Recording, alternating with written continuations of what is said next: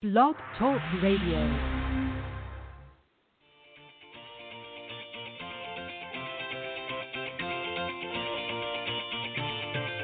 Good evening and welcome to Golf Talk Live. I'm your host, Ted Odorico, broadcasting live every Thursday, 6 to 8 p.m. Central from Panama City Beach, Florida, home of the world's most beautiful beaches.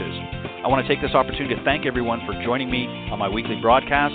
Every week, I'll feature some of the best instructors, coaches, authors, and entrepreneurs in the golf business today. I begin with a great discussion on Coach's Corner, followed by an insightful interview with my special guest.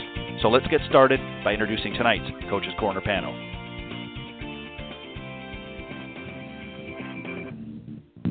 All right, good evening, everybody, and welcome to Golf Talk Live. I'm your host, Ted Odorico, and we've got a great show for you here. The second last day of the month, July 30th, we got one more day, and another month is going to be under our belt. It's hard to believe we're going to be heading into August of 2020, and hopefully August will be a little bit better for everybody. I know we've had some interesting statistics come out lately with the pandemic. Still some numbers on the rise, depending on who you listen to.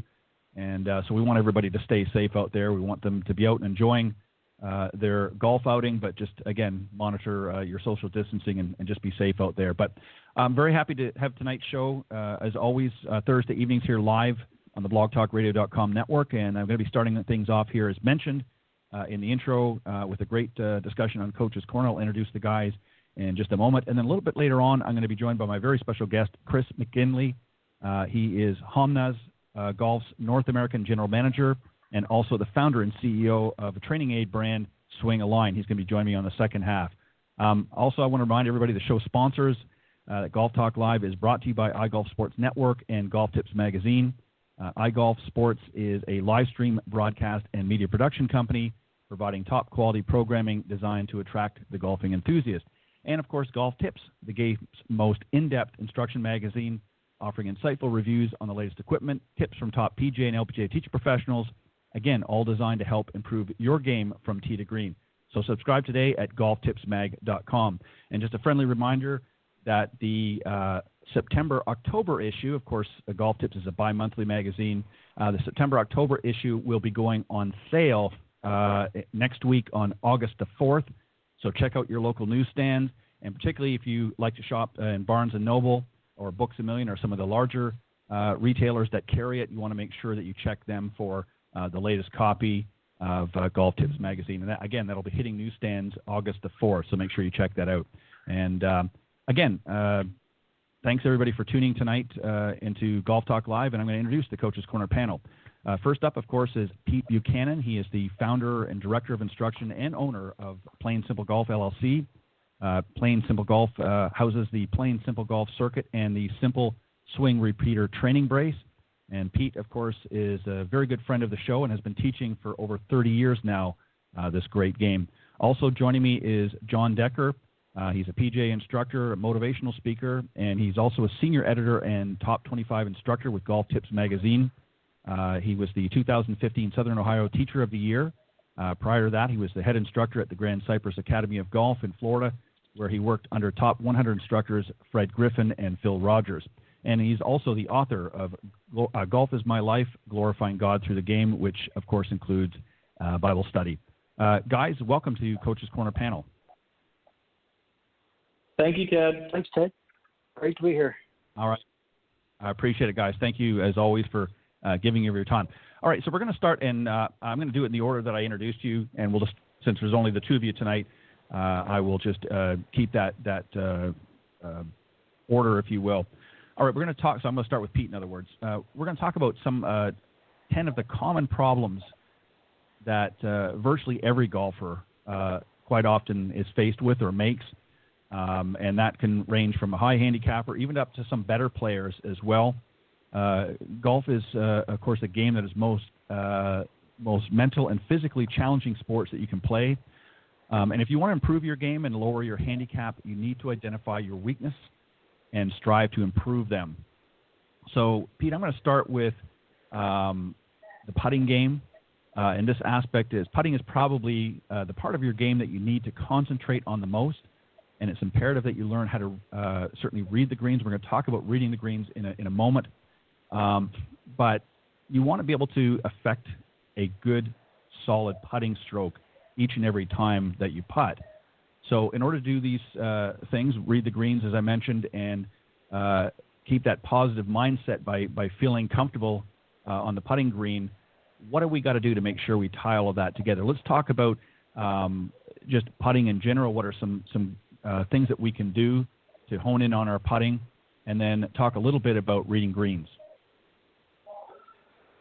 Well, one of the most important parts of the game, so it's a great way to start.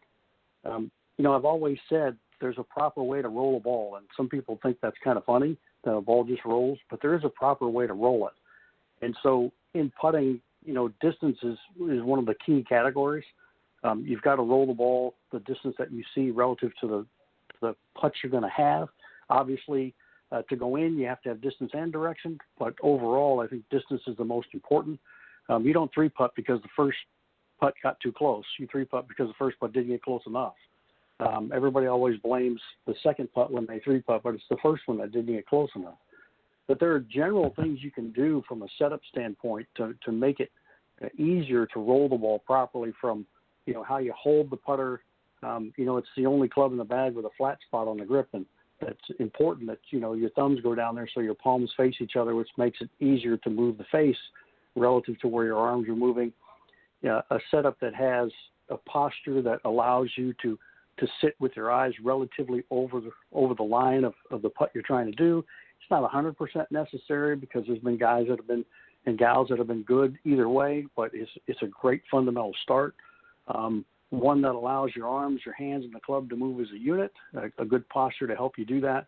And then understanding that, to me, when you're looking at putting, the ball's still to the side of you and on the ground. So there is a slight arc involved to rolling the ball properly. It's just like anything else. If you move it on a straight line, it doesn't always go back to repetitive face control. So I think from an overall setup standpoint, I think where I find most putters have problems is they're just not set up relative to be able to roll the ball properly. And, they've had some success from time and again when they play, but I think you can really dig into some fundamentals and really get the ball to roll properly, get it to hit in the right spot on the putter, right where the center mass is, and get the ball to roll very, very well, which will give them so much more control over the distances that they putt it and also the direction. But I think from a big standpoint, they have to learn how to roll the ball first, and then you can use that to help you with reading the greens and everything else that goes with it. But, if you're not rolling the ball properly, then, it's just not going to work as well. And it's funny that you started with this, because I was on the putting green the other day working with somebody, and I said, watch how many people finish off the range, drive right around this putting green and go to the first tee and tee off and have no idea what the greens are like today.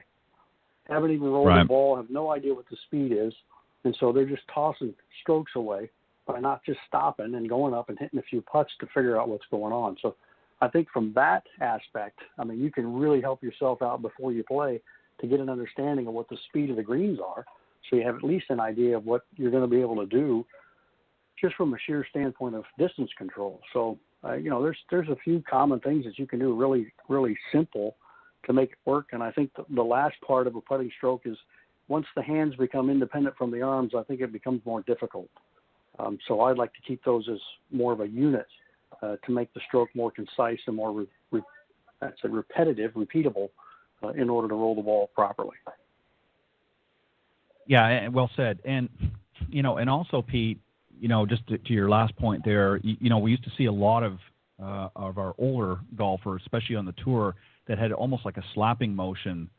They were very, very handsy in their putts, and they managed to get away with it. But again, it was through a lot of repetitive practice and so forth. And now you see it's more of a pendulum type stroke, where it's all unison, everything sort of upper body sort of works together with the arms and the hands and the shoulders, sort of in a rocking motion or a pendulum motion, as I said. So it's a much different putting stroke, what I see today, than maybe perhaps what we saw 20, 30 years ago. And as far as reading the greens, again, there's a lot of different components to that. Obviously, you want to take particular notice of the contours of the green, but also with the grain of the green itself, how it grows, and also it's different depending on which direction you're looking from. The color, sometimes it's a little darker, sometimes it's a little bit lighter. Maybe you can touch on that a little bit and explain why that is, and the importance of obviously understanding the grain of the grass on your putting surface. Well, especially where you are down there in Florida, there's a lot of grain to it with the grasses that you have. So, most of the time the grass is going to grow towards the setting sun, so it definitely has a grain to it, and the ball's going to tend to be influenced by that. So it definitely has, a piece of that you want to know before you get out there. But to me, first of all, starting off with putting, the one thing I like people to understand is as you're approaching the green, take a look at the contours. Look at what you're up against. Is the right side higher than the left? Is the front lower than the back? I mean, you can really see a lot, and it's tougher these days in carts because you just zoom up there to the green and don't really even take a look. But, spend a little bit of time looking at the contours of what you're looking at before you get to the green. It'll really tell you a lot. One of the crazy things is I've always said, putts tend to break towards the water. Well, water never settles in a high point and always settles in a low point, so there's a lot of truth to that. But you can really look at the types of grasses that you have and what you're saying too, even some of the shadowing or the light or dark, depending on how the sun's hitting it. And some of those grains can really give you an idea of, if it's a little bit darker, it's probably going to be down grain. If it's not, it might be against the grain, depending on what you're looking at. So, yeah, there's definitely things to reading the greens, I think, that you can do, before you actually get to the green. And then once you're on top of it, you can start to get an idea of what the grain's doing. I mean, an old trick one of the old guys used to tell me, he says, look at the cup, because when you get some of these grasses that have grain in it, when they push the plunger in there, it'll pull the grass on one side and chop it off on the other. So you can see the grass sort of over the edge on one side. It kind of tells you where the grass is growing towards. So that was kind of a cool thing to notice back then, because I came out of the Midwest, playing bent grass greens all the time. And I get down to Florida, I'm like, what are these things? How do you putt on these? First of all, they're slow, and I think there's a break there, and there's not, and there's grain, and so there's definitely a difference in how they react. But there's an art to reading greens too. I mean, it's not an easy thing to teach, I think, because it takes a little bit of experience to see, what's out there. But I think if you can and start to get them to understand contours and those types of things from what they're looking at from backing away from the green. And I always take it when I'm doing putting, I'll always back up 20, 30, 40 yards and say, tell me what you see. Is one side higher or lower? So with that being the case, what's the ball going to do? So again, I think there's things you can do before you get to the green. And then obviously when you're talking about the different grasses and the slopes and things while you're on it, and again, as we talk about it, speed is going to affect break too. So, you can get the contours right, but if you have the wrong speed, then you're still not going to get the right break. So I think it boils back down to having some pretty good speed control to be able to finagle those different grains and slopes that you're looking at. Well said. And it goes further to your original point, and that is you really need to get out there and practice before you play any round. Get out there and feel the putts out. See how they're rolling, how the greens are rolling, rather than just driving up to the first tee, as you suggest, because you're not going to understand. And you might hit some well-struck drives in your round, and you might hit some great approach shots to the green. But once you get up there, if you don't know how they're rolling, you can lose 2, 3, 4, even 4 strokes very easily, and then your round is basically, gone into the drain, if you will. John, I want to bring you on just on a couple of areas about putting as well, and this again affects sort of based on the contour. And then also I want to talk about pre-shot routine when it comes to putting, because that's an area that a lot of people don't think they have to have. When they hear pre-shot routine, they're thinking about their regular shots, whether it be on the tee or their from the fairway or what have you. But on the putting surface, you also have to have a pre-shot routine. So we're going to talk about that in a little bit. But what I want you to start off is sort of talk about both downhill and uphill putts. This is an area that a lot of people get very sketchy with. Downhill putts, obviously, you got to consider the fact that the ball is going to roll a little faster. So you have to make sure, number one, that you're on a good line, and you want to make sure that you don't give too much swing motion, if you will, and send the ball, 2-3 yards past the the hole, and then conversely on an uphill. So maybe you can talk about some techniques, maybe put it in the form of a drill that you like to use with some of your students on how to really face some of those downhill and uphill putts. Well, first of all, Ted, thank you for having me on the show. And Pete, as always, I enjoy being on with you. And I agree with what Pete was saying. Distance is the most important part of putting. You have to have distance control. And so the most critical things, the critical things that are going to affect your distance control is, number one, the speed of the greens. If you're playing at Augusta National or you're playing in a public golf course, I can promise you the speed of the greens are going to be faster or slower. And then the second thing that really affects it is slope, and what you're talking about, uphill and downhill putts. And so what I like to teach my students to do is, first of all, when they get to the putting green, is to have a speedometer, basically, where you putt, basically a level putt. And I like to putt from 20 feet. You can do it from 30. You can do it from 40, whatever distance you want it. But be consistent with it so that no matter what golf course you go, you always mark off 20 feet, you putt to the fringe, and you get the speed. Then start putting uphill putts, and then start putting downhill putts. And because you have to have the ability to adjust. And the key thing that all of the listeners out there need to understand is when you're putting downhill, you have to play more break than you would if you're putting uphill. When you're putting uphill, you have to hit the putt firmer. When you hit the putt firmer, it's going to break less. When you're going downhill, you have to hit the putt easier, and it's going to break more. So, and this is regardless of the speed of the greens. Downhill putts are always going to roll faster than uphill putts. So the first thing that I try to get all of my students to do is the first question I ask them is when their ball is on the green is, do you have an uphill putt or a downhill putt? And then once they give me that information, then we start talking about the break, and that's kind of the order we do it. And so those are important things that you can do. I think that the main thing that you're going to do as far as learning, as far as the drills and things that you're doing is Phil Rogers, again, is my mentor, and he always taught me that when you practice putting, the biggest mistake he sees amateurs do is if they do go to the practice putting green, which a lot of them don't, they'll take 3 balls and they'll go 3 feet from the hole. And so ask yourself, when you get to the first hole, what are the odds of you being 3 feet from the hole after your approach shot, or even your chip shot or pitch shot? Most likely you're not going to start out with a really short putt.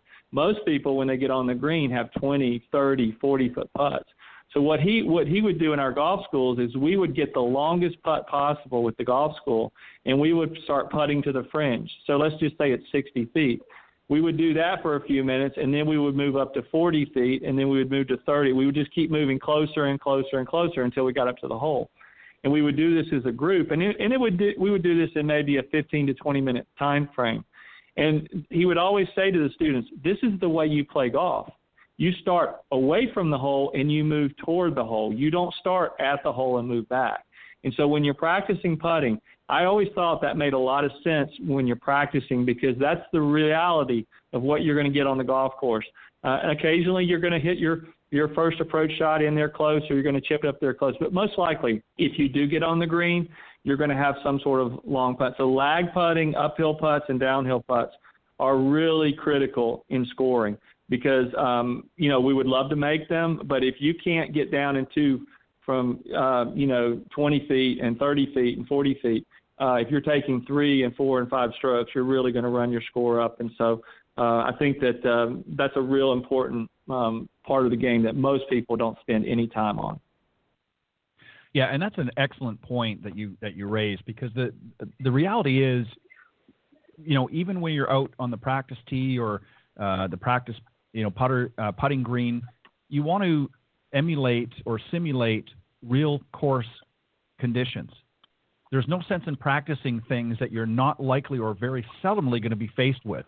So, again, the drills that you just mentioned are great for any level golfer really to be practicing, because those are more than likely, more often not, the situations you're going to be faced with on any given round. So, again, you're right. Let's start from furthest away from the hole and work towards the hole, as opposed to the other way around, because you're right. Very seldomly, unless you're a really accomplished golfer, and even some of the best golfers in the world are not doing it every single time, you're not getting within 3 feet of your approach shots. They're usually looking at anywhere from 5 to 10 feet, sometimes even 15 feet. So if the best of the best are not getting in 3 feet every single shot, that's why they're not spending all their time practicing on those 3-foot putts. They're practicing on the longer lag putts, as you suggest, because they want to know that they can get up and down in 2 for sure, and hopefully every once in a while drop one. The final thing, John, I want you to touch on, then we're going to move on, is pre-shot routine. You know, once we've got everything lined up and we've read the greens, we're ready to hit, as I mentioned earlier, it's more of a pendulum type stroke as opposed to more of a wristy, handsy stroke for many of our golfers today. But it's also important on the putting surface to have a pre-shot routine as well. Maybe talk a little bit about that. Well, I always encourage my students. I tell them as soon as your ball is on the green, you need to start your pre-shot routine for putting. And people look at me like I'm crazy. And I say, well, John, I'm 150 yards from the hole. What do you mean start reading the green? Well, start looking at the hole right now. The first thing I do is when my ball gets on the green, the first thing I tell myself, okay, I've got an uphill left to right. I've got a downhill right to left. This is a pretty level putt. This is a really fast putt. I'm already assimilating in my mind because I have a much better perspective as I approach the green. It's like looking at a tree. I can see the whole tree if I stand 50 or 60 yards away from the tree. But if I stand right at the trunk, I can't see the entire tree. And when you're standing on the green, you can't get the whole perspective of the green when you're standing because you're standing on it. So you need to start your pre-shot routine once your ball gets on the green. So that means if you chip it on the green or you hit a pitch shot or a bunker shot or a full shot, as soon as your ball is on the green, you need to start in your mind, start looking at the putt you're going to have and start already paying attention to the slopes, especially on golf courses that you don't know very well. So maybe it's the first time you're playing on a golf course, then you really need to pay attention. The second thing that you need to do is you need to walk the putt as much as possible. Try to walk up to the hole because your feet will never lie to you. Your eyes will lie to you. And once you've got that assessment of how far the putt is and kind of a general break, whether it's going to break right or left or might be a double breaker, uphill, downhill, you've got all that in there. So you've seen the line. The next thing that you want to do is obviously some players prefer to line their ball up. I do not line my ball up if I'm outside of, say, 10 feet. Anything inside of 10 feet, I will line my ball up. But if you prefer to line the ball up, I mean, Tiger Woods does, I think that's fine. But the first thing that I do is once I've lined the ball up is I just step back, make sure it's what I want. And then the second thing I do is I rehearse the stroke. And when you rehearse your stroke, it needs to be at game speed. I see some people, they'll be 50 feet from the hole and they're making a practice stroke that would make the ball go 3 feet. And I say, that's not doing you any good. You need to be telling your body, because you're rehearsing, you're telling your body exactly what you want it to do. So you want to be very consistent, and you want your rehearsal stroke to be exactly like your putting stroke. And then you aim the putter face with the line on the ball if you've lined it up, or with the intended line that you have formed in your mind. And then the key thing that I try to get all my students to do is make sure that they hit their putt solid. And one of the simple tips that you can do to hit solid putts is to take a Sharpie pen and draw a little dot on your ball. And when you putt, you pay attention to that little dot. You don't pay attention to the ball. And what this will do is it will train your eyes to focus on one spot, and it'll train your eyes not to look up, because one of the biggest problems that we see from, I'm sure Pete sees as well, is from students, is when they hit their putt, as soon as they hit their putt, their head comes up. They want to see, whether they made the putt or not. So that's a real simple tip to keep your head down.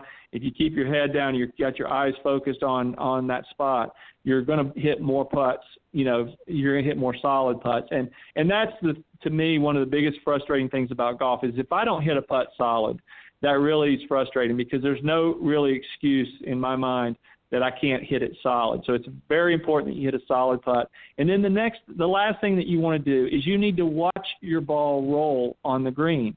So many times people hit putts and they turn in disgust and they don't watch their ball. And you need to watch, because when you're watching the ball roll, you're basically getting a free lesson. And you also need to watch your playing partners putt. So if they're putting before you, you need to watch, because it's very important. The more you can watch a ball roll on the green, the more you'll know about the breaks, the more you'll know about the speed, and I think that'll help you as well. So pre-shot routine starts when your ball gets on the green, not when you get on the green, and basically you try to gather as much information you can to save as many shots as possible. Well said. You're exactly right. It begins as you're approaching your ball on the green, not once you get up over top of it. Well said. Pete, another area is, again, sticking with the short game, is chipping. And I'm going to throw wedges in here. It's important to be able to chip the ball close, obviously, to the hole as possible. Once again, before chipping, we want to take the time to kind of read the greens. As we're close up to the greens, we want to get an idea, what may or may not influence what happens to the ball. And in most instances, you want to get the ball rolling as soon as possible, again, depending on the circumstance. And I always suggest, and I think you guys would probably agree, is to experiment using many different clubs around the green. Many of our high handicap or amateur golfers tend to kind of get settled in with one club, a wedge, and that may be not always the best way, because, again, wedge, obviously you're going to get more loft, and that might be okay for situations where you want to carry a little bit. Maybe you've got a little bit of grass in the fringe that you want to get over, and you want to pop it over if you've got a close cut pin. But if you've got a pin that's cut on the opposite side of the green, Pete, you don't necessarily want to fly it over there, because it runs into too many situations where you may not hit the spot you want. So you want to get it rolling, and the wedge may not be the best thing. So talk about some of the other options that are available and chipping. Just give us sort of an overview, if you wouldn't mind, and what else besides wedges can be used to make some good chip shots. Well, first and foremost, what I train all my players to understand is airtime versus ground time. And they need to understand with each golf club, if they fly it a certain amount in the air, how far is it going to roll? So that way they get to understand with the wedges to the 9, 8, 7, 6, 5.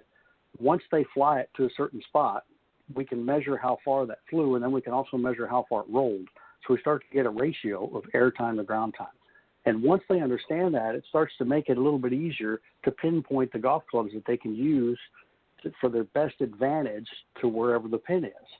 But, first and foremost from that, once they understand the ratios, then when you get up to your ball in that particular situation, the first thing I want them to do is picture what you're trying to do.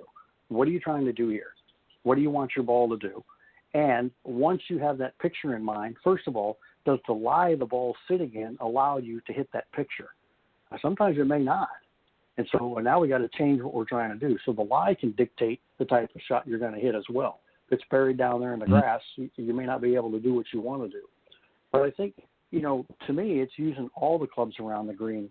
One of my favorite analogies with short game is with chipping is I like to say compare it to bowling. If you had to loft the ball from the foul lane to the pins, it'd be a lot more difficult.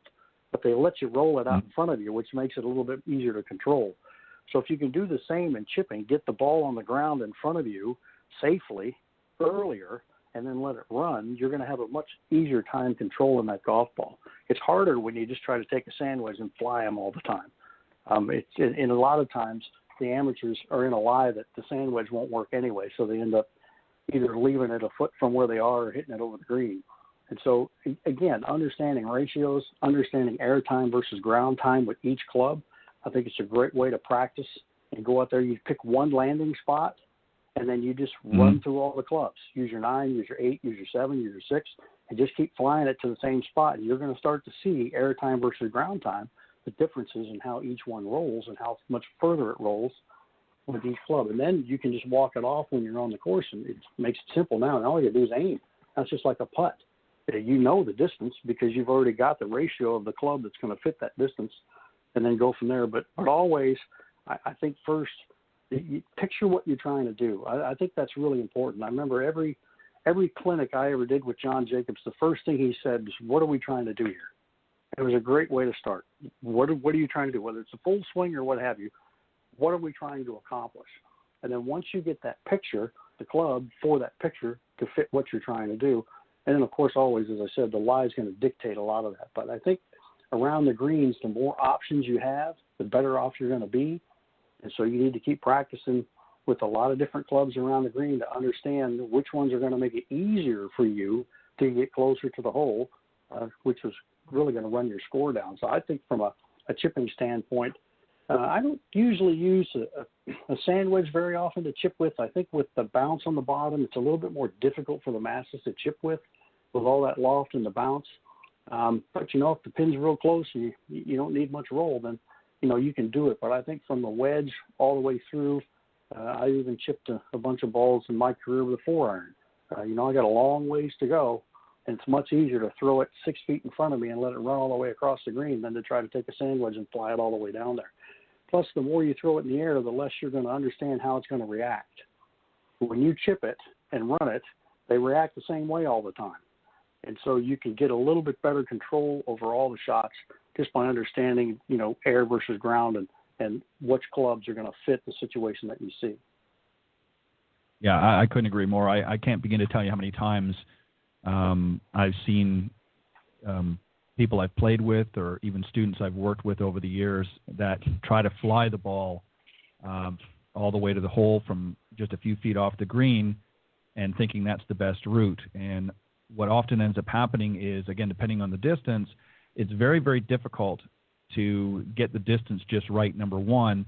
But number two, if you get a little bit too much spin on it, then it tends to check up, and then you lose the distance as well. So you often end up falling short. And once it hits and sort of checks up on the green, you don't get any much forward momentum. So, again, it's always sometimes better. So I always, some of our older golfers, I think particularly, get settled in on those wedges because that's kind of what, traditionally was always used, years ago. But now people have sort of wised up and realized that there's other options available. Now we even see people that are using their putter off of the greens now as opposed to even chipping typically or flying it with a wedge. So, you really have to assess the lie of and circumstances that you're faced with and then select the club that you think is best going to achieve that. And, again, depending on the circumstances, that'll dictate it. All right, John, I want to come back to you, and we're going to hit an area of the game that I know you're always love to talk about, and that is wanting to be able to go long and use your driver. But one of the things that is often overlooked that really you don't hear a lot of people talking about, we obviously want to hit long drives, and that can be a great asset to your game as long as the drives are giving you the chance to make a good second shot, in other words, keeping them in play. But one area is the shaft of the club. More often than not, many, particularly of our high handicapper or amateur golfers, are not playing with the correct shafts in their drivers. They're either playing with too stiff or not stiff enough shafts, and ultimately that can affect. Let's talk it from that point as opposed to setting up how important the shaft is and what we need to be looking for in selecting the right shaft for our game. Well, first of all, the shaft is the engine of the club. It is no matter what club you're using, it's the engine. And the most important club, putting is we talked about putting is you use your putter more than any clubs, but the drive is really the most important shot in golf, because if you can't drive the ball in play, obviously, and you don't have the distance, you're going to really struggle. So you want to have the right shaft. And so there's a lot of things that you're going to be looking for. Pretty much everyone out there, and everyone now is using graphite in their driver. If you're not, you need to. Occasionally I'll see a steel shafted driver. You need graphite. And then basically when you look at the different flexes, there's two things that I really look for when I'm fitting someone. Is I want to make sure that I get a shaft that is stiff enough so that they can swing. When they swing it, they're able to get some load, but they're not getting too much load, or they're not, is not so weak that it's loaded, it's whipping too much. Or some shafts that you see out there are so stiff that some people can't get any load, and load is basically being able to get a little bit of bend in the shaft and being able to get some kick at the bottom so you get that power. So what I try to do is I try to make sure I get the right flex. And then the other thing that no one really ever talks about is the gram weight. The gram weight of your shaft is really critical. And I see a lot of people, I can't tell you how many times I've had fairly good players come in with a 55-gram shaft, and they wonder why they don't hit it straight. If your gram weight of your shaft is not heavy enough and you have a faster swing speed, you're going to create torque, and that's a lot of twisting in the club face, and that's going to cause you to really have problems squaring the club face and hitting it straight. You might hit it far, but it won't go very straight. On the other hand, if you have a shaft that's too heavy for you, you're not going to be able to get enough of the load in the shaft and get enough kick at the bottom to really get the ball, launched out there and get the most power. So the shaft flex is important, and then the shaft weight important, the gram weight. So if you have a slower swing speed, you might be in a 45 or 55, 50 or 55 gram shaft. If you have a faster swing speed, you're going to be in the 70, 75, 85 to 83 gram weight. If you're in the middle, you're going to kind of your middle swing speed. You're going to be more in the 60 to 65 gram weight. So those are just some generic numbers to throw out there. But you can tell your gram weight a lot of times by looking on the shaft. A lot of times you'll see that number. You might see 55 or 50 or 65. If you don't know your gram weight, I would recommend that you go to your local PGA professional, have them look at your shaft, and then ask them, is this the right flex for me? And just simply through the flexes, you're going to have obviously the ladies flex, you're going to have a senior flex, you're going to have the regular flex, the stiff flex, and then the extra stiff. And that's kind of the gamut of from the weakest to the strongest in the flex. So you want to look at the flex and then the gram weight. Those are really, really important, as far as being able to have the right engine, in your golf club. Yeah, and it's an area, I think, for a lot of amateurs, for those that go in and get fitted and properly fitted, usually that doesn't become an issue. But for a lot of people that, don't want to take the time or don't think it's worth the added expense to have somebody properly fit you, you're basically throwing a lot of strokes away just for the very reasons that John just pointed out. Pete, I want to move on to an area that, we often talk about, and that is actually playing the golf course. You want to hit shots that are going to give you the best chance to hit the clubs that will help you succeed the most. And, if you can hit a great 7-iron but maybe struggle to hit a good solid wedge, sometimes it might be okay to lay up a little bit on one of your shots and leave yourself a 7-iron in, or your next shot to hit a 7-iron. So sometimes you have to play to your strengths and be prepared to handle adversity if it happens to strike. So talk about, again, we always hear about this, playing on the range and practicing on the range, but then when you get on the golf course, you're going to be faced with a lot of scenarios. Sometimes you have to, put the old mental box to work and say, okay, maybe this isn't the best shot for me under these circumstances. Let me work to my strengths. Talk about that once we get them on the golf course, what they can do to play to their strengths and what they should be observing when they're out there. Thing you need to do once you step up on the first tee, before you decide what club you're going to hit, ask yourself, which club are you most comfortable being able to hit this ball in the fairway? And for many players, it's not the driver. It may be something different. Or it's early in the round and you're a little bit nervous.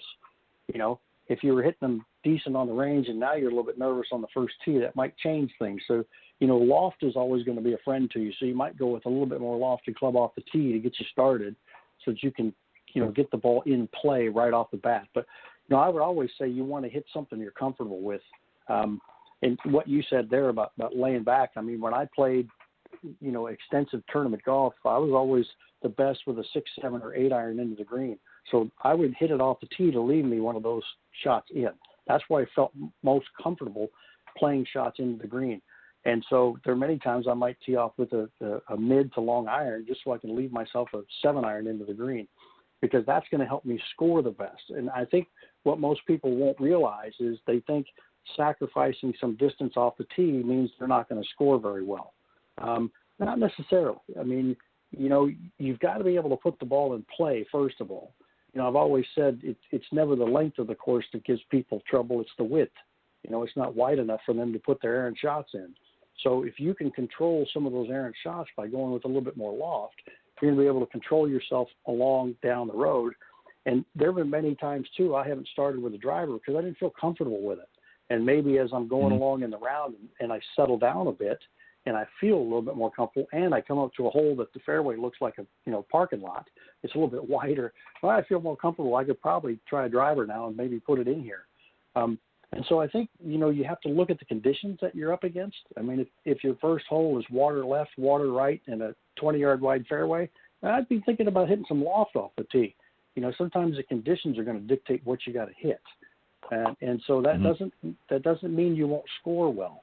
I mean, you've heard those stories where, and you probably did it, I did it, I know John did it, where you got to practice and the coach said, all right, it's 3 clubs today, that's all you get.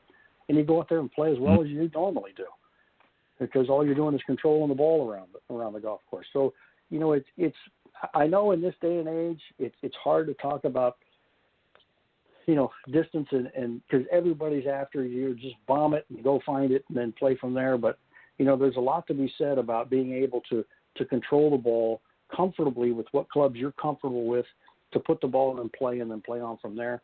The par fives, if your pitching game isn't very good, don't hit your second shot close enough so you have to pitch it. Back up, lay up so you have a fuller shot into the green, especially early in the round. I know there's a couple of golf courses I grew up on, the first hole's a par 5. The last thing I want to do early in the round is have a 40-yard pitch shot on my third shot on my par 5. Because first of all, I probably only hit a few of those on the range, and I'm not very comfortable yet with that type of shot. So if I could have a full one in for my third shot, I'd rather do that. It's gonna help me to score better on that particular hole. So you have to sort of look at your abilities. What are you best at? What clubs are you most comfortable with? And then design the holes out as you play to fit those strengths that you have.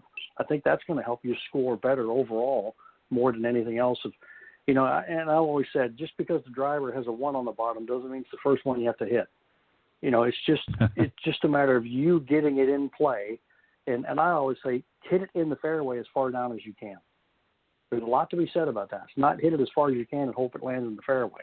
Hit it in the fairway as far down as you can comfortably, and then play on from there. And I think you'll find that you're going to ease yourself into the rounds a lot easier.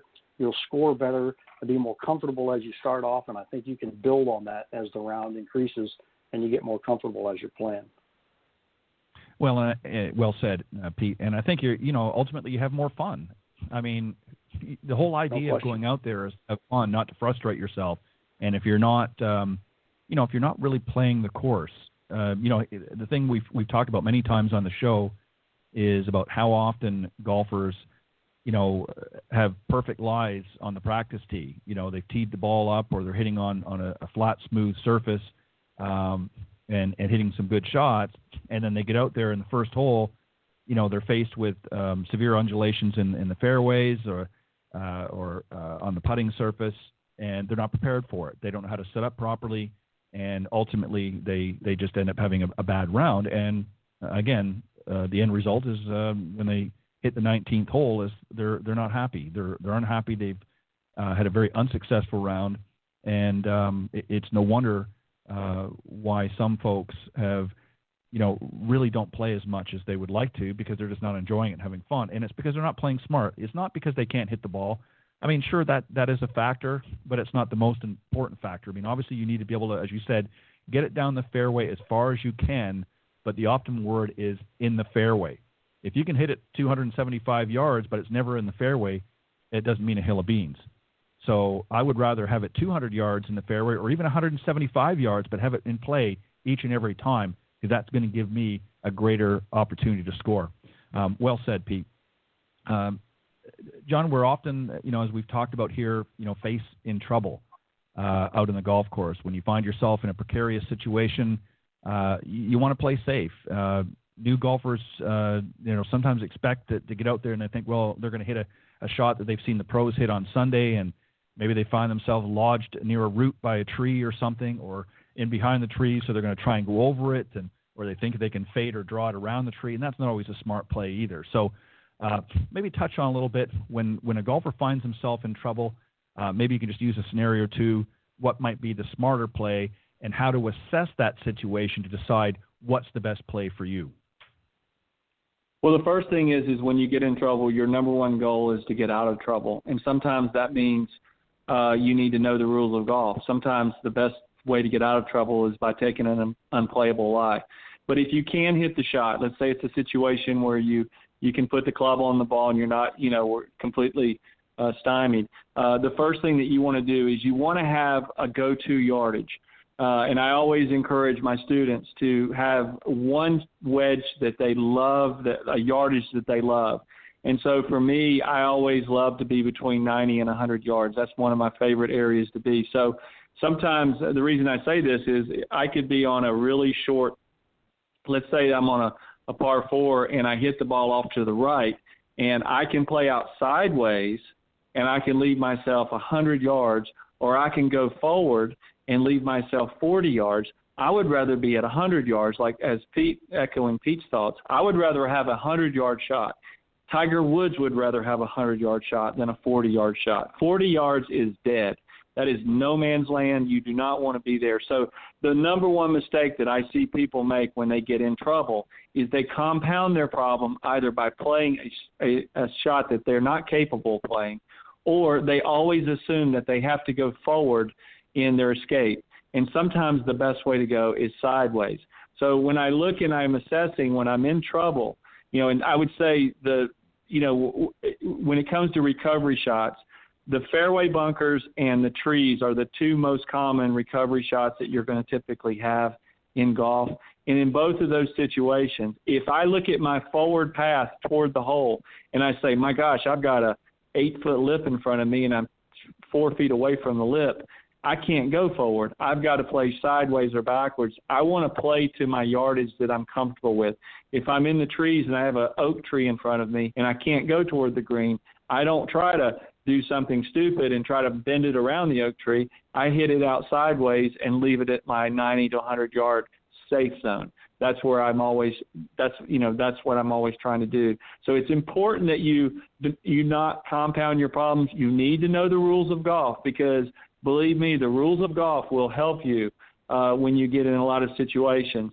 So it's important to brush up on the rules, know that in an unplayable lie that you have different options, and those are very important. That you're there. And a lot of times when people get in unplayable situations on the golf course, they always assume, well, I'm just going to take 2 club lengths. That's my only option. That's one of your options.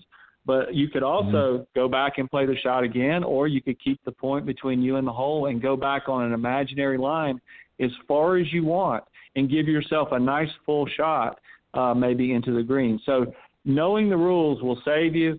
Understanding that when you're escaping trouble, forward, we would love to go forward, but don't go forward if you're going to leave yourself a 30 or 40-yard shot over a bunker. Look at forward, then look at playing sideways, and then your last resort is to either play backwards or take an unplayable lie and maybe go back to the tee. So there's a lot of options that you have when you get in trouble. The rules of golf will get you out of trouble. And if you have good course management, you can get yourself out of trouble and do it in a safe way that's going to allow you to shoot the best score possible on that round. And just think about this. You play out sideways, you knock it on the green, and knock in a 20-footer, you made a par. It's not the way you designed it when you were standing on the tee, but when you walk off the green, you got a 4. So that's important. Exactly, and it doesn't matter how you got the par. As you said, it doesn't have to be picture perfect every time. The main thing is you obviously want to try to get that par or better, and sometimes even bogey can be your friend depending on the circumstances. And just one other thing I just want to add is, we often see this so many times with a lot of golfers out there, and they're just not playing smart. They're trying to execute a shot without really putting a lot of thought into it. As you mentioned, John, hitting that 40-foot pitch shot over a bunker. You may have several yards. In fact, maybe half of the green is to the left or right of that bunker and wide open, where you could easily pitch it onto that part of the green. Yeah, you might have a little bit longer putt, but you're taking that trouble out of play. So there's a lot of different options, and you have to hit. And just to touch on your point about, with an unplayable lie, I think one of the reasons, and this is probably what causes a lot of people to make poor decisions, is they don't want to necessarily go back to the tee and tee over again with a provisional, or not a provisional, but with their next shot because of slow play. They're concerned about things like that, and I understand that. So if you hit your tee shot and you're unclear, you can hit a provisional just to play it safe. And also the other thing, talking about the rules, also when you come up to the golf course, especially if a place you've never played before, get to find out what the local rules are. Some golf courses have additional rules in addition to the regular rules of golf that suit their course. Maybe they have a very narrow fairways, and to avoid playing into somebody else's fairway, they may allow free drops here and there. So find out what the local rules are. Sometimes they'll work to your advantage as well, depending on the circumstances. So, but guys, well done. We didn't get to everything. I know there's a few more here, but we're running out of time. So I'm going to give you guys a moment or two to let the folks know to reach out if they choose. And if you've got anything special going on, any promotions or whatnot, now's the time to do it. So, Pete, I'm going to start with you, and then John. Well, first of all, Ted, thanks for having me on. And John, it's always a pleasure. I always enjoy being on with you and all those pearls of wisdom you have. It's always great to spend some time with you. They can reach me at planesimplegolf.com. That's PLANE is the plane. All my information's out there. Sort of the status quo for me this year. We don't have anything new programs in. We're just continue on the ones that have been successful. So, if you have any question about the game or anything, I always like to start it with a conversation. So, feel free to reach out. Let's get a discussion going about your game, and let's see where we can help out and where we can take it. So, planesimplegolf.com. Perfect. Thank you as always, Pete. And John, what about you? Well, Ted, again, thank you for having me on the show. And Pete, as always, I enjoyed being on with you. For the listeners out there, if you're in the Columbus, Ohio area, or if you're going to be visiting, I teach out of the Westerville Golf Center. So you can reach me on social media for Facebook at John Decker Golf Instruction, and I spell my first name Jon. I'm on Facebook, I'm on Instagram, Twitter, YouTube, and LinkedIn. You can reach out to me on any of those platforms. I'm also now writing with Golf Tips Magazine. I'm really excited about this. It started in March, and so I've been writing instructional articles, and I've got in the last two issues that have come out, and also my Fairways to Heaven feature that has come out as well. And I'm really excited about that. I would encourage all the listeners out there. I think that Golf Tips Magazine is a great magazine, and Ted, I really appreciate you giving me the opportunity with that. And then I am running I'm trying to get some online business going, so I'm running a special with that. I'm offering 3 online instructions for $99 and a subscription to Golf Tips Magazine. So if you're interested in that, please reach out to me on social media, and I'll be glad to give you that information. And then my book, Golf is My Life, Glorifying God Through the Game, it's available on Amazon, Barnes & Noble, and also on Walmart.com. Perfect. Well, thank you as always, and John, I appreciate your contributions to the magazine, and I look forward to you to continue to write not only some great tips, but also to continue on your Fairways to Heaven articles as well. They've been a great read over the last couple of issues, and they'll continue to be. And guys, as always, thank you very much for giving of your time here on the Coach's Corner panel on Golf Talk Live. It's always a pleasure, and I appreciate you giving of your time. So have a great rest of the week and into the weekend, and much continued success. And I'll see you guys the next time on the Coach's Corner panel here on Golf Talk Live. You got it. Thanks, Ted. Thank you, Ted. All right, that was my very special guest joining me on the panel discussion tonight, Pete Buchanan and John Decker. And as they just both mentioned, some great ways that you can reach out through social media and various websites that you can contact them on as well. And as John pointed out, he is one of the senior editors of Golf Tips Magazine. He's got some great articles that have been put together through his Fairways to Heaven series, which has been really good, where he weaves a little bit of scripture in there with some golf instruction, which has been proven to be very interesting read, and also has done some great tips as well. He's also, we've just put up on Golf Tips Magazine's YouTube channel, and that is youtube.com/golftipsmag, a 3-part signature series on the 3 most used clubs that you'll have, and that is the driver, the putter, and obviously the wedge.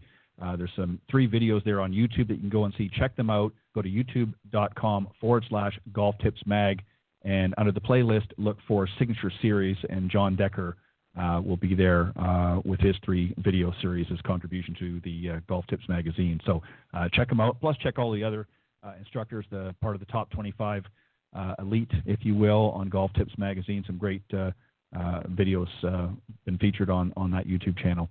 All right, I'm going to be joined here in just a moment or two by my special guest this evening, Chris McGinley. I'll tell you a little bit about him, and then when he comes on board, I will bring him on.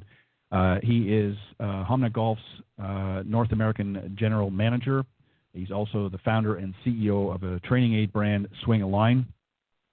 Chris is leading the charge, if you will, to familiarize the savvy North American golf market with Honma's special brand of beautifully crafted performance equipment, which combines 60 years of meticulous Japanese hand-sculpted perfection with cutting-edge design and materials innovation advanced by McGinley's talented Carlsbad-based team of engineers. Honma's award-winning lines of TR20 woods and irons, luxury Bears family of precision clubs, Game Improvement XP1 clubs, and the MyGolfSpy.com Most Wanted Tee World W4 wedges have gained serious traction in North America. They were recently launched. It's Honma mobile experience fitting programs to complement the fixed locations Honma experienced destinations in Orlando, Florida, and also in Hawaii, and the Golf Performance Project Victoria in Victoria, British Columbia, Canada. So they're all over the globe. McGinley is more than a 30-year golf industry veteran with 21 years of groundbreaking innovation at Titleist, where he built category-leading product lines under Titleist, Vokey Design, and Scotty Cameron brands. He's well known in the golf industry, a product expert with extensive experience presenting the benefits of technology to the world's best tour players, club pros, and top amateurs. And in 2017 and 2018, McGinley served as CEO of V1 Sports, leaders in video golf swing analysis technologies for professionals and golfers, and he still serves as a V1 Sports board advisor. So I will bring Chris on in just a moment or two, but I do want to remind everybody to check out golftipsmag.com website. You can subscribe to the magazine for $14.97. If you're here in the United States, you can get a subscription to the magazine, again, for $14.97. That gives you 6 issues. It's a bi-monthly magazine. We just got a couple of issues left for this year, but you can get it anyways. Or if you're already a subscriber, maybe think about gifting a subscription. You can do that as well from the website. You can get both the print, if you want just solely the print, or you can get a print and digital for an extra $5, which is $19.97. You can get both the print 6 issues, and you can also get a digital version as well. So check that out, and just also remind everybody that coming August 4th, the next issue of Golf Tips Magazine will be hitting the newsstands, so you want to check that out. August 4th, Golf Tips Magazine will be hitting the newsstands.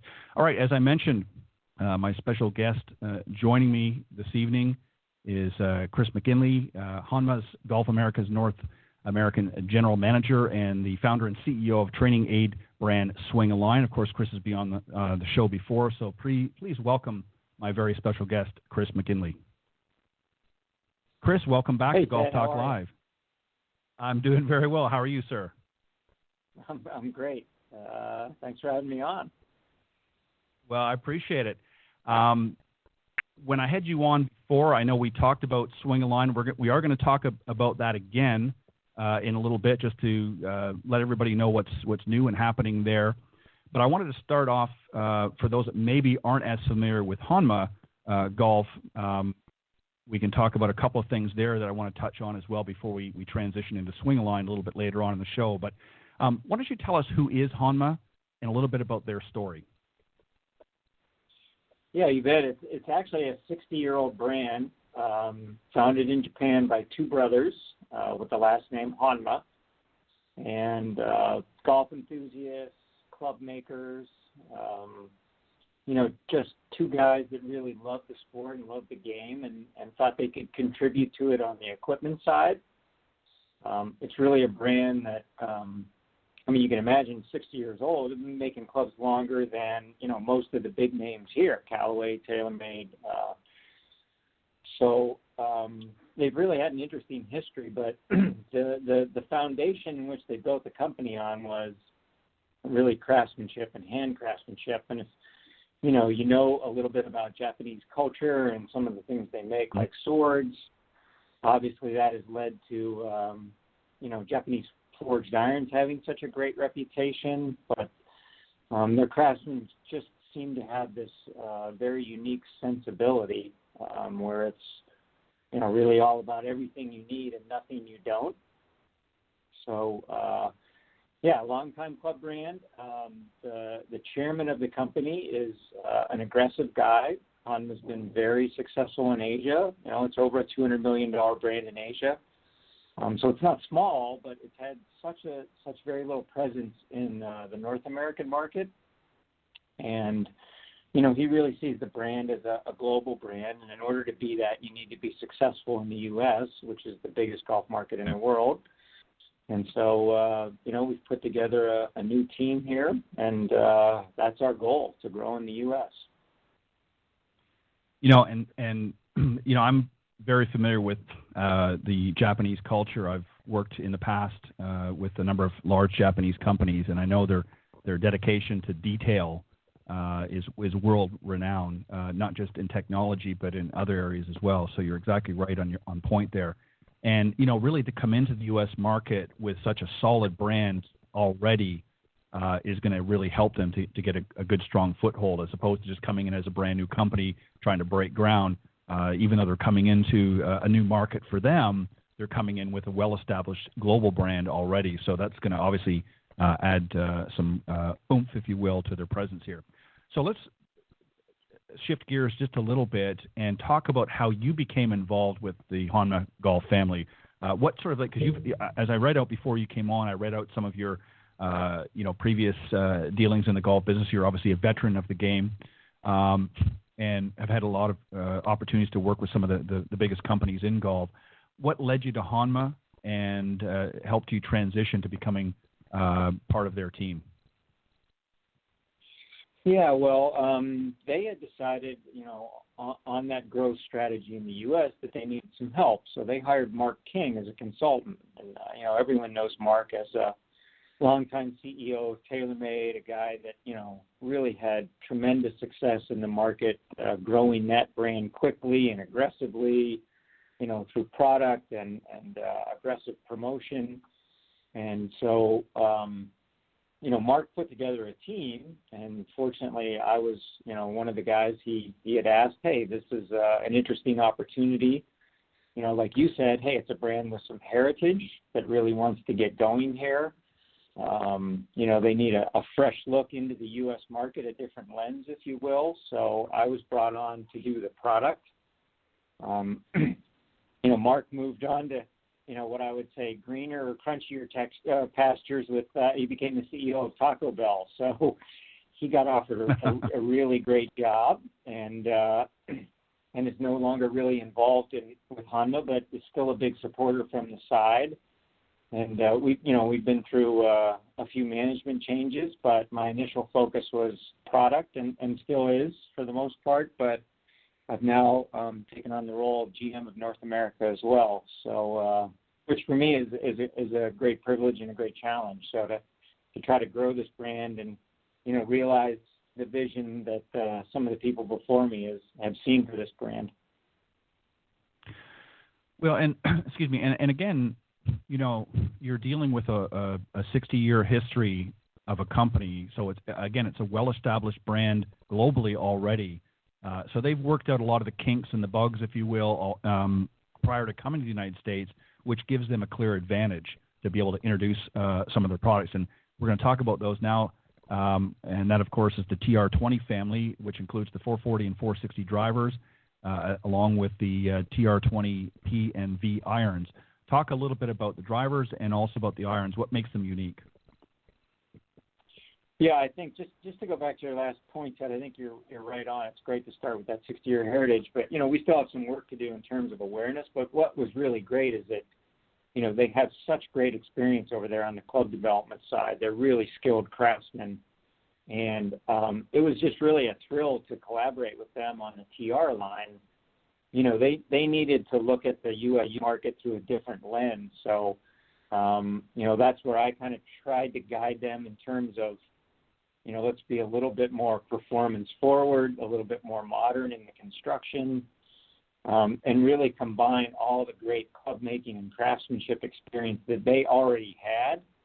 I mean, it was really just waiting to come out in a product that was a little bit more appropriate for a Western market. So TR20 driver was really the first thing we got to work on, and they came to the table with a design that was really incredible in terms of a very unique carbon clamshell construction, minimal titanium frame.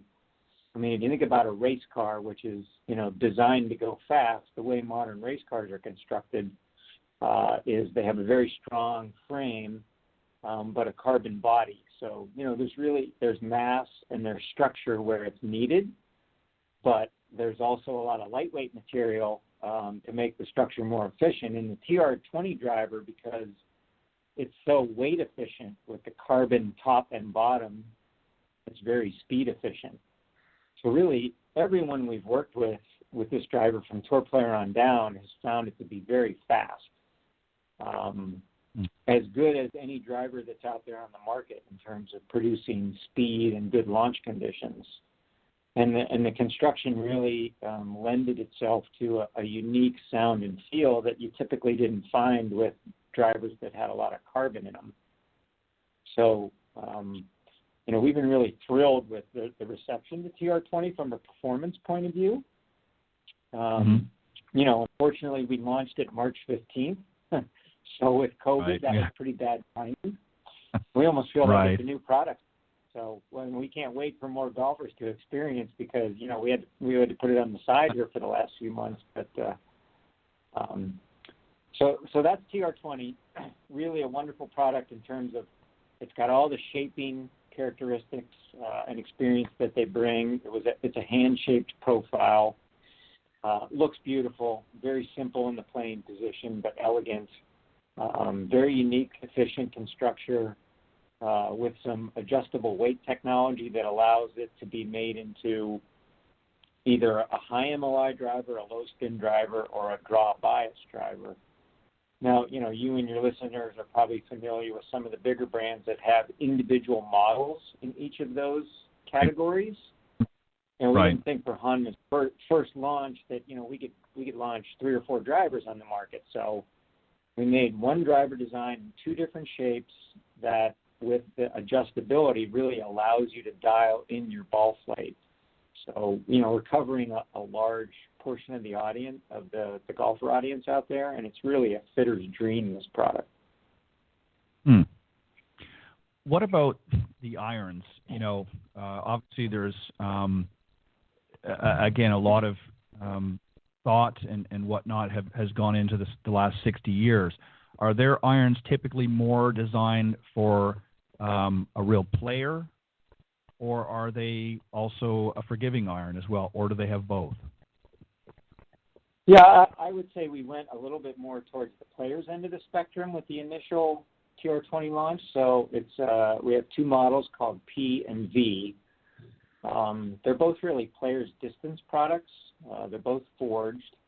The P is a little bit more of a progressive design. It's what we call a pocket cavity, and I'll explain the construction on that a little bit. But, Honma, probably over the last 15 years has been really well known for the super high-end, super premium, lightweight Asian product under a brand called Berez. So they have a history of making product super game improvement players, but in Honma's not so recent past, they were a very successful better player company. You go back in the day, like they made some of the best persimmon woods out there. Lee Trevino won tour events with Honma persimmon drivers. So they have a good heritage in better players. And so, and Japanese forgings are always beautiful. The shaping's great. So we just really wanted to bring that with, in two kind of players' distance products. The P, which is its pocket cavity. It's a thin forged L-cup face and a forged body with a bunch of tungsten weighting in the sole. So it's a progressive design. That modern construction allows us to have stronger lofts but still get great launch properties. It's a little bit like metal woods. You hear about, high launch, low spin. That's obviously now coming to irons.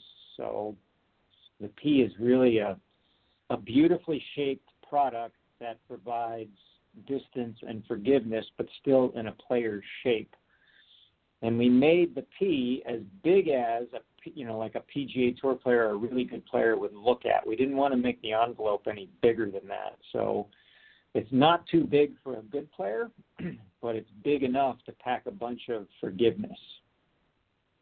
And the V iron is a one-piece traditional cavity forged product that kind of drafts off the shape and look of the P iron. So it's very easy to combo those two sets together. So if you want something more traditional in your short irons, you could go with V. Something a little bit longer and more playable in the long irons, you could go with P. Or obviously you could buy them each, as an entire set. Well, and I think it obviously makes a lot of sense from their perspective to really create a better players club to begin with, as opposed to the other way around, to come into the general market, because most average golfers, they're looking to see what the pros are playing. Of course, they're not playing the exact same clubs that the pros are playing, but they generally tend to look at the trends. So I think for Honma to come out and have a very honed and very specific product line at this point makes a lot of sense because, again, they've, as you mentioned, Lee Trevino played their persimmons and had some success with it years ago. And as we transition to newer technology, for them to, make it appealing to, the best of the best is going to get that product awareness out there. And then they can obviously scale it down or scale it back for the general golfing consumers out there, which maybe don't need quite the same, they're still not sacrificing the technology and the forgiveness of the clubs, but making it more accessible for the average consumer out there. So I think that's a very smart move on their part. They've also launched a wedge fitting workshop, if you will, to complement their award-winning wedge series. And talk a little bit about that. Yeah, Honma has had a sneaky good wedge that no one really knows about. My Golf Spy named it their most desired wedge product. Really nice product. And to that, we've added a gentleman named Jacob Sanborn, who was known to some golfers as the wedge wizard. Jacob is a young wedge guy out of Oceanside, California. So I happen to live in Oceanside, California. So, I saw this young guy with this cool brand really doing some unique things on the wedge decorating side. And knowing Honma's, heritage as a brand based on craftsmanship, I thought, what a great move for Honma in the U.S. market to have a U.S.-based master craftsman. He's a young, budding Bob Vokey. And, I worked at Titleist for 21 years and was part of the team that launched the Vokey wedge line and saw how, Bob was able to be successful in what he did. And so we decided to bring Jacob in, and he's really going to do some great stuff for Honma, and we're just getting started there. But he's got a really nice program and product offering now that you can find on our website, honmagolf.com. And going forward, we're gonna get some more exposure for Jacob and roll him out in a bigger way. Well done, and I think again overall, I can't emphasize this enough, but when you've got that much experience behind you, regrettably, as you pointed out a few moments ago, we fell into this sort of cycle with the pandemic and that where there's been a lot of uncertainties, but at the same time, I think there's also benefits that can be had as well. It gives Honma a little bit extra time to really focus on any changes that they might want to make or reevaluate certain things that they may want to consider at this time. So it gives them a little bit more breathing room, but obviously they were coming over ready to get everything out there. And so I look at this as an opportunity for them to reevaluate and regroup, if you will, and buying them a little bit of time. And I think the fall we're already starting to see a lot of golfers out there. Everybody I've talked to in the business, more people are getting out there. Golf is fortunately one of those few recreation sports out there where social distancing and things like that are already sort of built into the game. So we've been very, very fortunate, unlike so many other sports industries and so forth. Another thing I want to quickly do, and then we're going to switch.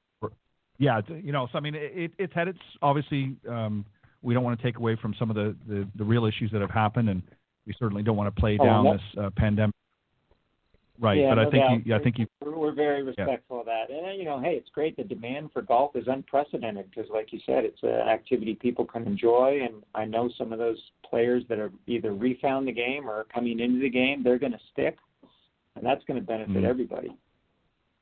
Right, and there's a lot of new people coming to the game as well that have never played before, that are, put it bluntly, are bored. They don't know what to do, and they're saying, hey, golf's something that's open. We can go out there. Let's give it a try. So it's really not only for the industry folks like yourselves that are in the equipment side of things and products, but also for a lot of the teaching professionals and coaches out there are getting new students that they never would have gotten before potentially. So it's been a win-win for golf in general. And again, there's had to be some adjustments made along the way, but I think ultimately it's going to be good overall for the industry. And again, we want to have everybody play safe, of course. But one final thing I want to talk about Honma, and that is their mobile experience. They've launched their mobile hubs, if you will, across North America to make things a little bit easier. Let's talk about that. Yeah, like you said, I mean, I think one of the things this has afforded us is the chance to really evaluate our strategy and put the right, structure in place to get to the market and expose the Honma brand and show people the great product. There's really no better way to do that than, putting golf clubs in people's hands and letting them hit them or get fit for them. So, we've kind of pivoted to a mobile strategy. We've got 14 reps around the country with mobile vans. They're able to get out and do anything from a single person fitting to, a bigger type day at facilities. So there's information about that on our website and how you can get fit. We do still have some traditional retail doors. We are shifting towards a model where, hey, let us come to you and get you fit because we think that's the best way to buy a premium piece of golf equipment.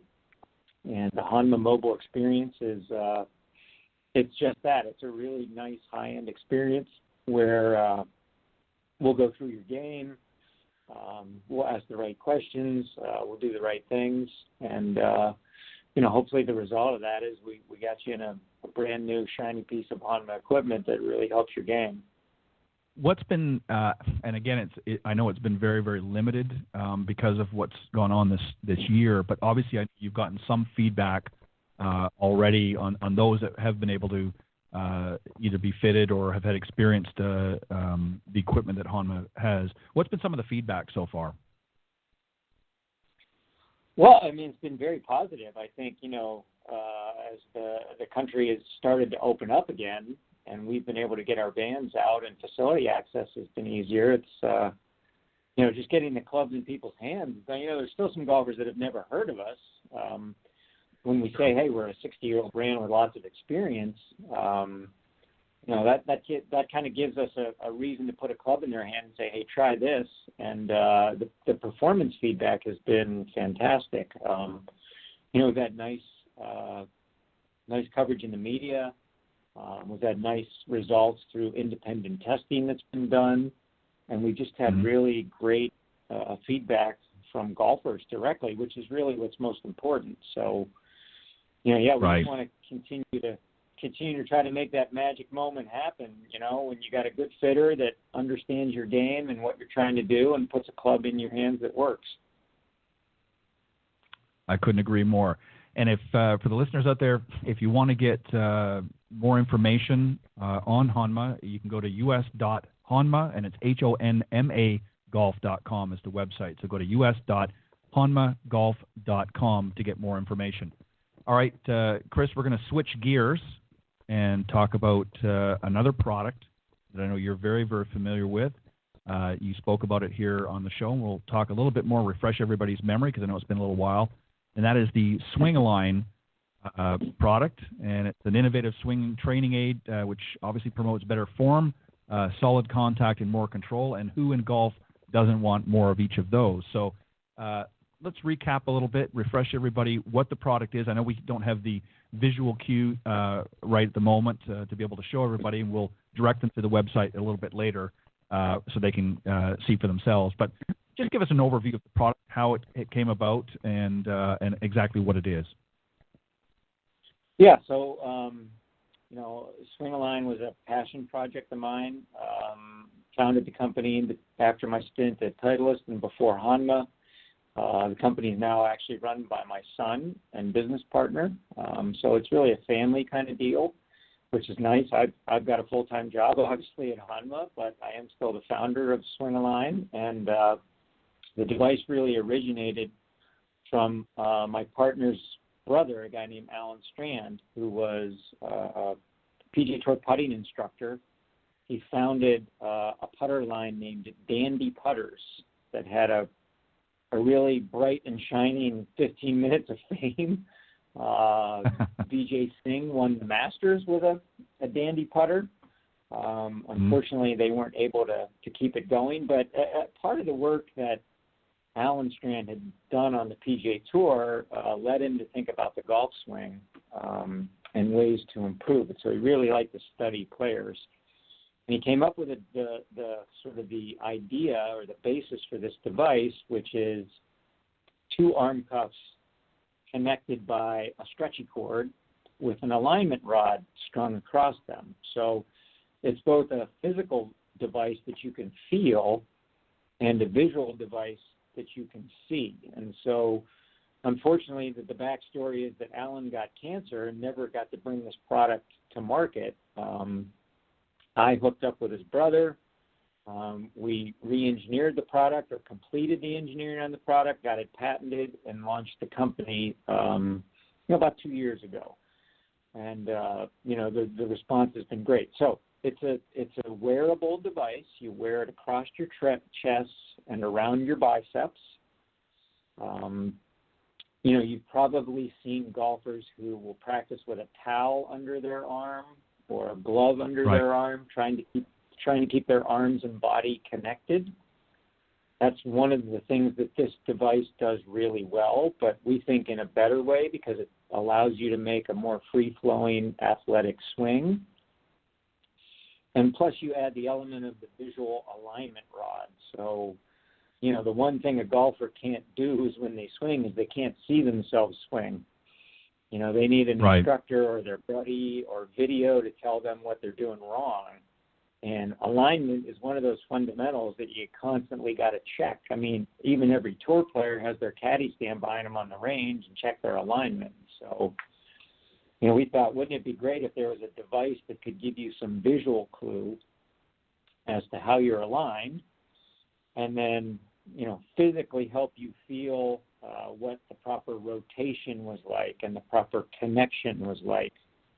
So the things it does best are alignment, rotation, and connection. They're very fundamental things in the golf swing. If you talk to an instructor, those are probably three of the biggest fundamentals that they're going to say golfers struggle with. So that's really what we honed in on and came up with what we think is a unique, patented way to teach the golf swing, the fundamentals of the golf swing, both visually and through feel. Well, and feel particularly for a lot of players, visual obviously is a given. I mean, visually, when the player can see what they're doing right or doing wrong, it helps. But feel is a big part of it as well, because you're exactly right. It's one thing to be able to see that, but to also be able to feel it is another thing. And what I like about it is, so many people in golf, especially our high handicappers, don't understand the point of being connected with their upper body. So a lot of times their arms become, sort of get out of sync with their upper body.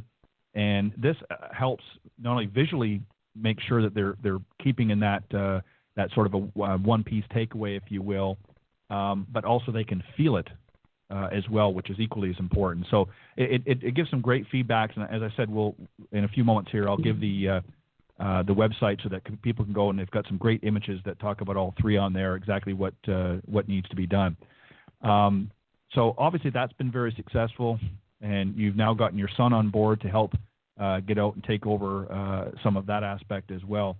And I see that you've also got now, I believe, an additional product for the short game. Let's talk about that a little bit.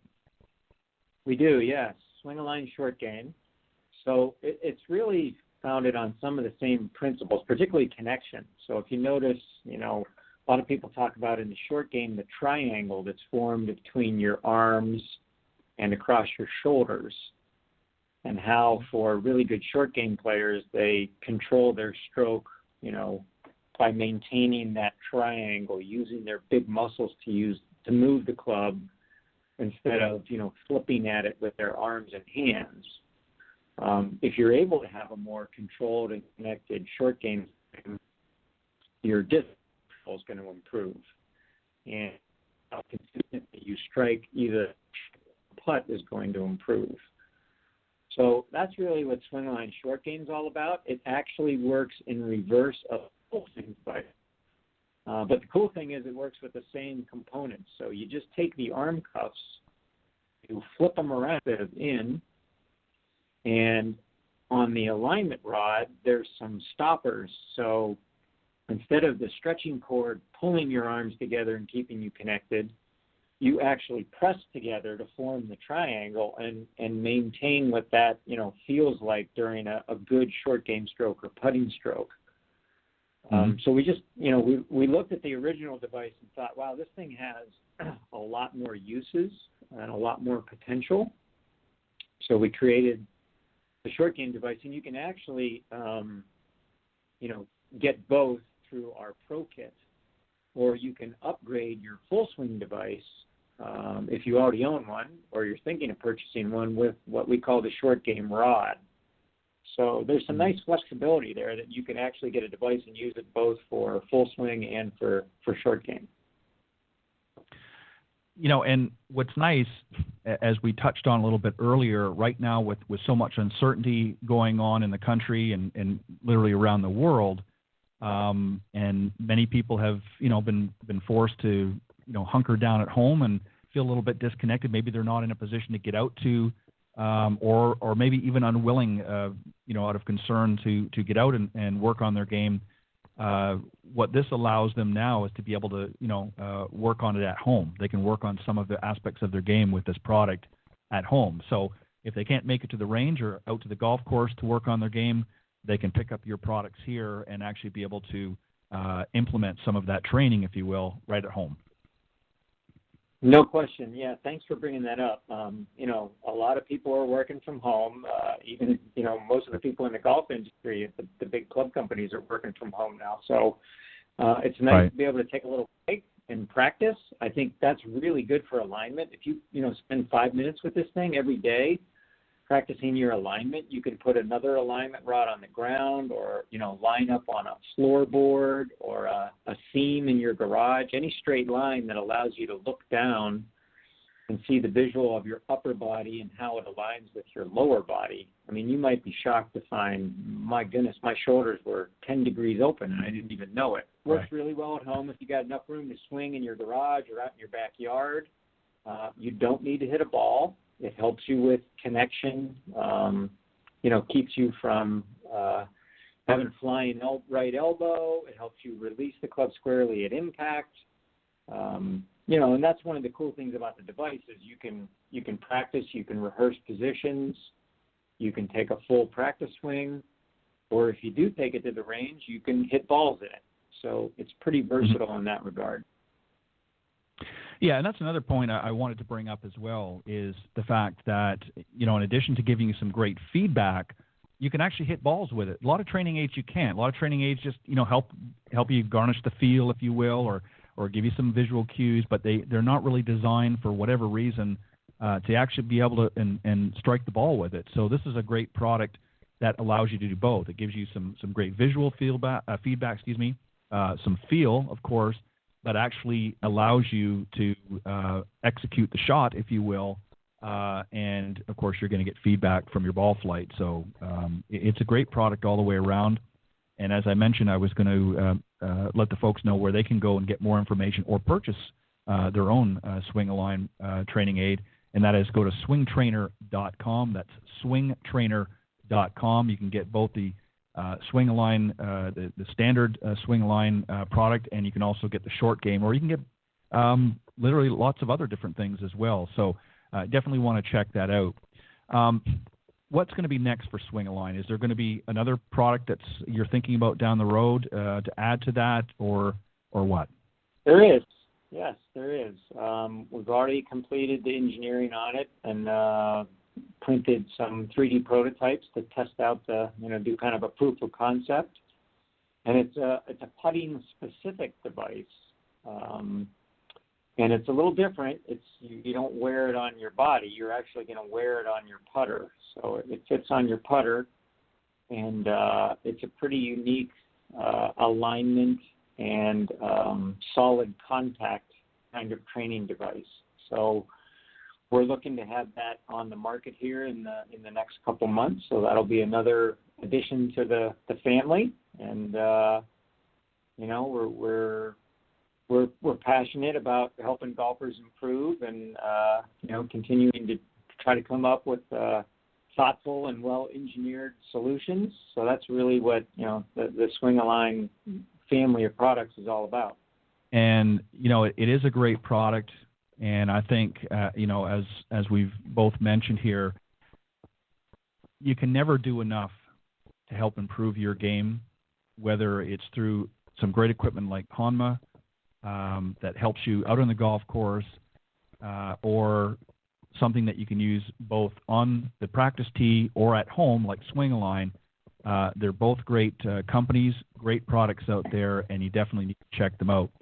So again, if you go to us.honmagolf.com, and that's HONMA golf.com, and swingtrainer.com, you can check out both great companies and see what they have to offer, and I guarantee it, there's some good stuff there.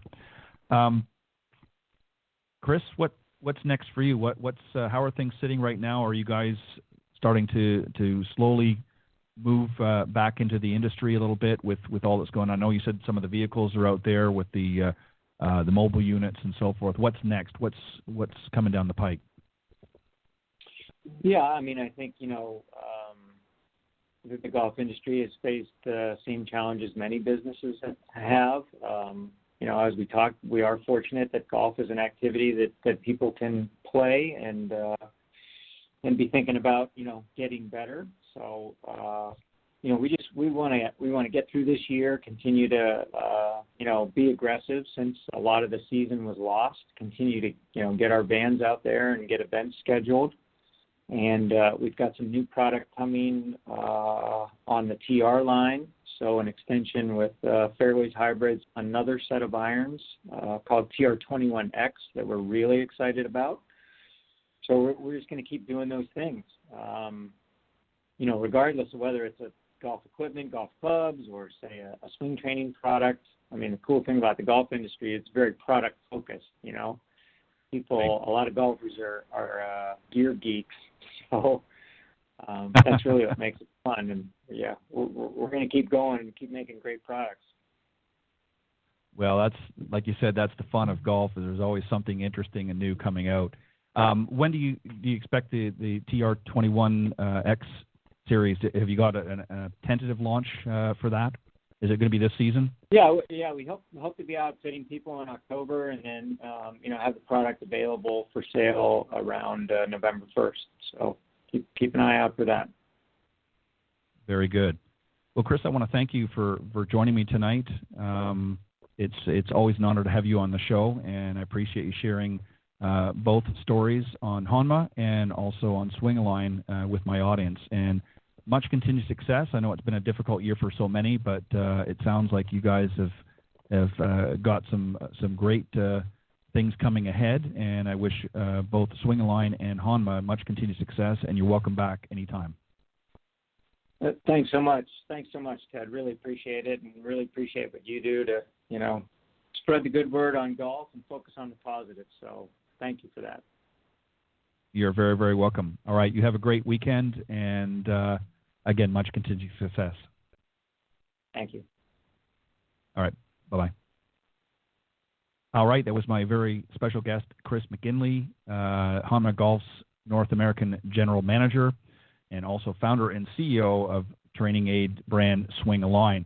And again, if you want to learn more about either of the products, you can go to swingtrainer.com to learn more about the Swing-A-Line products, and you can go to us.honmagolf.com, and that's HONMA golf.com. Again, it's us.honmagolf.com or Swing Trainer if you want to learn more about the Swing-A-Line products available. And as Chris had mentioned, there's going to be some new stuff coming down the pike, so you want to take a careful note.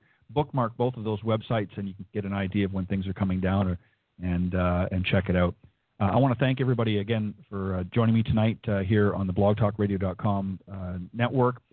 Each and every week, of course, I've got a great panel discussion to start things off on Coach's Corner. Again, a special thanks to Pete Buchanan and John Decker for joining me tonight on tonight's panel, and also my very special guest, Chris McGinley from Honma and Swing-A-Line. And so remember to tune in every Thursday from 6 to 8 p.m. Central here on the blogtalkradio.com network. And on Tuesday mornings, you can join both myself and my co-host, LPGA professional Cindy Miller, on the blogtalkradio.com network's Women of Golf show. And we're back in the swing of things, if you will, with the show. There's been a little bit of hiatus with the Symetra Tour. We had Rejin Liu, of course, was the winner this past weekend at the Firekeepers Casino Hotel Championship. She joined us this past Tuesday as the winner, and that was her fourth, actually, win on the Symetra Tour. So there isn't going to be a tournament next week, but we are set up to have another young lady. In fact, the runner-up from that tournament is going to be joining us next week as they have some travel going on and that to get to their next event. So we will keep you updated with all of the winners on every Tuesday morning. That show airs, the Women of Golf, here on the blogtalkradio.com network, airs from 9 to 10 a.m. Eastern here on this network, and wherever podcasts are heard, you can tune in there as well. But it is live every Tuesday morning, and of course, Golf Talk Live is live every Thursday evening from 6 to 8 Central here. So on that note, I want to thank everybody for joining me this evening on the show. I hope you enjoyed it, and if for some reason you missed tonight's broadcast, if you go to blogtalkradio.com/Golf Talk Live and you scroll down to the on-demand section, the show in its entirety will be there, front and center, and you can also scroll down and see all of the previously aired shows when it's convenient for you during in the archive section. So make sure you do that. On that note, God bless, and I will see you next time right here on Golf Talk Live.